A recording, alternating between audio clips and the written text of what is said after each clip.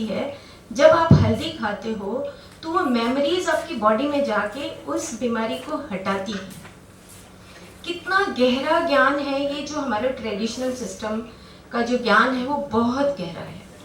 जैसे आप गिलोय को अगर आप 10 दिन 10 महीने भी कमरे में रखेंगे, उसके बाद बोएंगे तो गिलोय उग जाती है।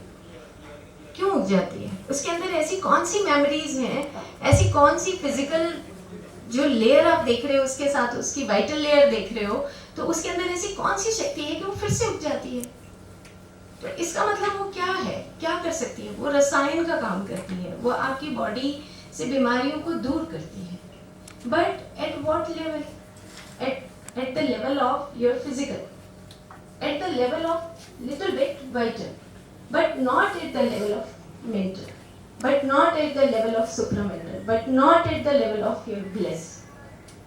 वहाँ पे आपकी वो चीज़ टच नहीं कर सकती। वहाँ पे आपको खुद में बदलाव लाना पड़ेगा।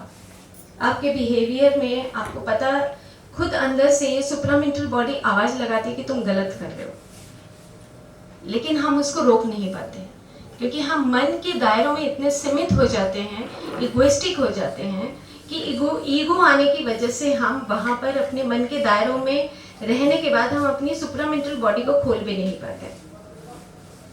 फॉर एग्जाम्पल कि जैसे मान लो आप घरों में रहते हैं, तो आप जब एंटर करते हैं तो आपके घर में ड्राइंग रूम आता है, और फिर उसके बाद आपका किचन आता है, आपका बेडरूम आता है, टॉयलेट्स आती हैं। तो आप किचन का सामान ड्राइंग रूम में नहीं रख सकते और ड्राइंग रूम का सामान आप किचन में नहीं रख सकते। अलग अलग, these are the domains. In the same way हमारी फिजिकल बॉडी में जो आपका विचार शक्ति है वो आपकी मेंटल बॉडी है। बट जैसे मैम ने एक वर्ड बोला, एप्रिसिएशन, आई थिंक, या एप्रिशिएट करना किसी को, जो एप्रिसिएशन है उससे एक एनर्जी मिलती है कि आप बहुत आराम से बैठे हैं तो उससे एक एनर्जी मिलती है। वो एप्रिसिएशन आपकी मेंटल बॉडी का पार्ट नहीं है।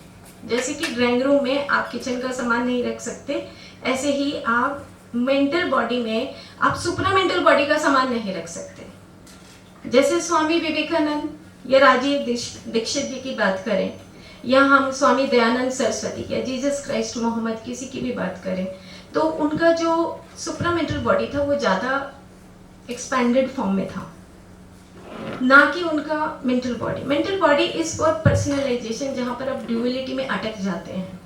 नहीं, शायद यही सत्य है जो मैं कर रहा हूँ, शायद यही सत्य है जो मैंने रिसर्च कर दिया है, शायद यही दुनिया है जो मुझे दिखाई दे रही है मेरे मन की आंखों से। लेकिन वो थोड़े दिनों के बाद या कुछ महीनों के बाद पता लगता है वो तो सत्य है ही नहीं। आप वहाँ पे छोटी सी लेवल पे एग्जिस्ट करते हैं, उसके बाद फिर कहीं और आगे निकल जाते हैं। आप उन चीज़ों को वहीं पे ख़त्म करके और आगे और आगे और आगे बढ़ते हैं। तो जब तक आप आगे बढ़ते रहते हैं, इन मेनी इनकारनेशंस, अनेक अनेक जन्मों में आप आगे बढ़ते हैं, जब तक कि आप उस सत्य के नज़दीक नहीं पहुंच जाते। और इसी को हम जीवन कहते हैं और इसी को हम लाइफ हीलिंग्स बोलते हैं। तो जब एज ए डॉक्टर जब मैं काउंसलिंग करती हूँ तो मैं फिजिकल बॉडी नहीं देखती हूँ, बिकॉज फिजिकल बॉडी तो एक फॉर्म है, एनर्जी पैकेट्स के रूप में है। फिजिकल बॉडी वो धीरे धीरे आगे बढ़ रही होती है। जैसे आरबीसीज के जो सेल्स हैं वो 3 महीने जिंदा रहते हैं, वो फिर मर जाते हैं, फिर से नए आते हैं। इसी तरह WBC, platelets, neurons, muscular cells सब नए बनते हैं। तो आप कभी भी एक तो अपना दिल छोटा मत करिए कि अरे मैंने गलती कर दी तो मैं सुधार नहीं सकता। नहीं, आप सुधार सकते हैं, बनिस्बत कि आपको अपनी फिजिकल बॉडी के बारे में, आपको अपनी वाइटल बॉडी यानी कि प्राणमय शरीर के बारे में, और आपको मनस के बारे में और उच्च मनस के बारे में बाकायदा आपको ज्ञान होना चाहिए। अगर वो ज्ञान है तो बहुत अच्छा आप ट्रीटमेंट कर सकते हैं और आप अपने बारे में भी जान सकते हैं कि मैं किस लेवल पे अभी एग्जिस्ट करता हूँ। एग्जिस्टेंस है, बीइंगनेस है, आप कहाँ पर चेतन है और कहाँ पर अचेतन है, कहाँ पर जीवित है और कहाँ पर मरे हुए हैं। मान लो आप किसी की हेल्प नहीं करते, आप नफरत करते हैं, जेलस करते हैं, तो इसका मतलब क्या हुआ कि आप supramental body is not expanded form, आप मनस में ही उलझे हुए हैं, ईगोइस्टिक हैं, मी सेंटर्ड हैं, बस मेरा मेरा भला हो जाए, दूसरे का हो ना हो कोई फर्क नहीं पड़ता, तो आप अपनी मेंटल बॉडी के दायरों को बढ़ाते हैं। चलो एक एग्जांपल और देती हूँ। मेरे पास एक बच्चा आता है मेंटली डिसऑर्डर, और उसके जो पेरेंट्स हैं वो बहुत ज़्यादा उसको लेके केयरिंग है, लेकिन जैसे ही उसको छेड़ो तो उसको फीलिंग्स आती हैं, वो अपनी भाव को नहीं रख सकता, मेंटल बॉडी उसका काम नहीं करता, लेकिन उसका वाइटल बॉडी काम करता है। उसको फीलिंग्स पता लगती हैं कि मेरे को टॉफ़ी दे रहे हैं, चॉकलेट दे रहे हैं, या उसकी मम्मा उसको कस के खींचती है तो वो नाराज़ हो जाता है, इरिटेट होता है। क्यों? क्योंकि उसका जो वाइटल बॉडी है और जो फिजिकल बॉडी है, उसकी मस्कुलर स्पाज्म होता है, वो खींचता है अपनी तरफ, नहीं नहीं मैं नहीं चाहूँगा। तो इसका मतलब क्या हुआ कि मेंटल बॉडी के अलावा जो हमारी फीलिंग्स हैं वो मेंटल बॉडी का पार्ट नहीं है, वो हमारा प्राणमय कोश का वाइटल बॉडी का पार्ट है। तो हमारी जो फीलिंग्स हैं वो मैटर करती हैं कि आप कैसे खाना खाते हैं। एंड दूसरे देशों में जो रिसर्च है वो ये बताती है कि खाना आप जो भी खा रहे हैं उसको आप माइंडफुल ईटिंग कैसा है, आप खाते हुए आपका गले से नीचे तो अनकॉन्शियस है, गले से नीचे तो आपको पता ही नहीं लगता कि क्या हो रहा है, लेकिन चबाते हुए भी नहीं पता लगता, क्योंकि हम व्हाट्सएप में हम बहुत सारी इंफॉर्मेशंस को आजकल, जैसे मैम ने कहा बिल्कुल सही कह रही थी वो, कि हम फ़ोन करते करते, व्हाट्सएप करते करते, बात करते करते खाना खा रहे होते हैं, हमें पता भी नहीं लगता कि मीठा है, कड़वा है, कैसा है। That's why we create the so many diseases, क्योंकि हम बिना सोचे समझे उसको निगल जाते हैं, और and it becomes at the physical, at the mental, आपकी वो हैबिचुएशन हो जाती है, करेक्टर फॉर्मेशन हो जाती है, आपकी intensities of your food taking वो ऐसी बन जाएगी कि खराब होने लगेगा। तो खैर ये तो बहुत विस्तार की बात है, जो आपको एक छोटे से इस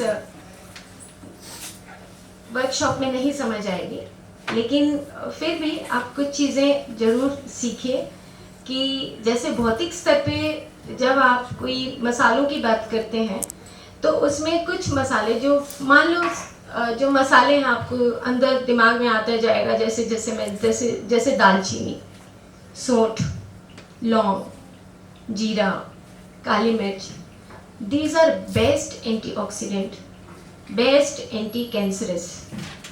अगर आप काली मिर्च खाते हैं तो आपकी आंखों की रोशनी सही रहती है, because it is rich in vitamin A, beta carotene. और अगर जीरा खाते हैं तो it is rich in calcium.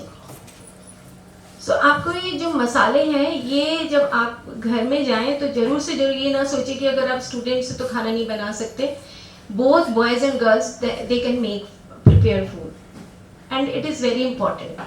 आप जब खुद अपने हाथ से काम करेंगे, जब भी आपको पता लगेगा कि मेरे को जीरा कितना डालना है, काली मिर्च कितना डालना है, लौंग कितना डालना है, दालचीनी कितना डालना है।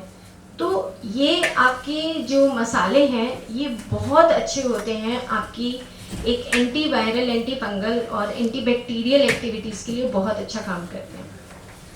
दूसरा, जब आप अपने घर में रहते हैं तो आपको हवन सामग्री के ऊपर भी थोड़ा काम करना चाहिए। जो भी पत्ते सूखे हैं उसमें आप उसमें थोड़ा सा कपूर, घी डालें और हवन सामग्री की तरह काम करें daily, because last 30 years I am doing this work. Last 30 years, no medicines, no allopathy, no Ayurveda, no homeopathy, nothing else, because you have the power within yourself along with your supramental body and all these things.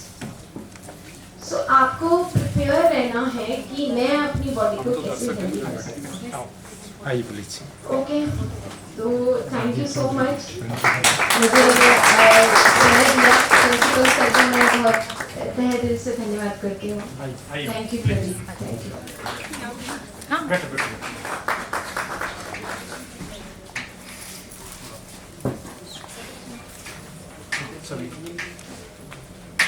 Thank you ma'am, ऐसा लग रहा था जैसे बोलते ही रहो, कोई बहुत अच्छा लग रहा है। Thank you ma'am, thank you very much. Now I would like to request our honorable chief guest and all the dignitaries to please come for tree plantation.